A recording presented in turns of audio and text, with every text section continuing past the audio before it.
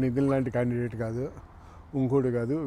డెఫినెట్గా మహేష్ బాబుని మించినట్టు అవుతాడు. తను సూపర్ స్టార్ కృష్ణ మనవడు, రైజింగ్ స్టార్ అనేవాళ్ళు రమేష్ బాబు కొడుకు. ఇతను ఈ ట్రైలర్లో చాలా ప్రామిసింగ్ ఉంది యాక్షన్. ఫస్ట్ లుక్లోనే ఈ యాక్టర్ 30 years ఆర్ 40 years ఇండస్ట్రీలో ఉండేలాగా ఉన్నాడు అనే విషయం అర్థమైపోయింది. ఎందుకంటే తాతగారి బ్లడ్, బాబాయ్, సో ఫ్యామిలీ అలాంటిది. జస్ట్ చాలా సిన్సియర్ ఫ్యామిలీ ఇది.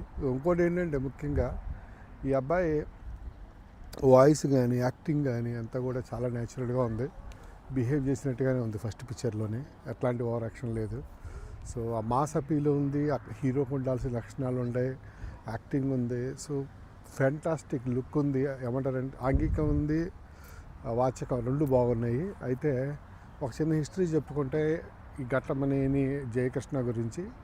వీళ్ళ father rising star Ramesh Babu. Krishna చాలా పీక్స్లో ఉన్నప్పుడు, సూపర్ స్టార్ కృష్ణ గారు చాలా పీక్స్లో ఉన్నప్పుడు 1986లో సింహాసనం రిలీజ్ అయిన తర్వాత ఈయన ఫాదర్ యాక్ట్ చేసిన 1987లో Samrat, one of the biggest movie of Telugu ఇండస్ట్రీగా రిలీజ్ అయింది. దాని మీద చాలా హోప్స్ ఉన్నాయి.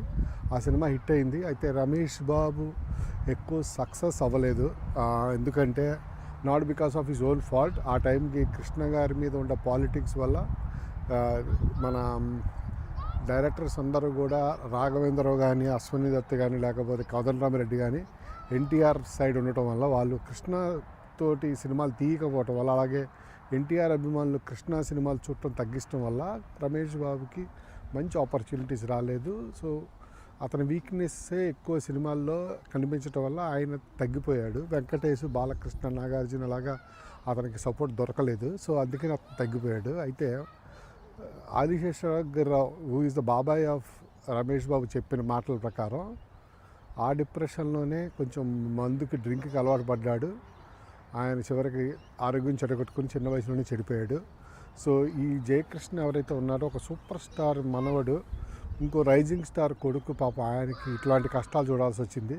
అయితే కృష్ణ గారు పోయే ముందర, అంటే రమేష్ బాబు చనిపోయిన తర్వాత జయకృష్ణని పిలిచి దగ్గరుండి కూర్చోబెట్టుకొని యాక్టింగ్లో రమేష్ బాబు చేసిన మిస్టేక్స్ ఏంటి, కెరియర్లో రమేష్ బాబు చేసిన మిస్టేక్స్ ఏంటి, వాళ్ళ నాన్నగారు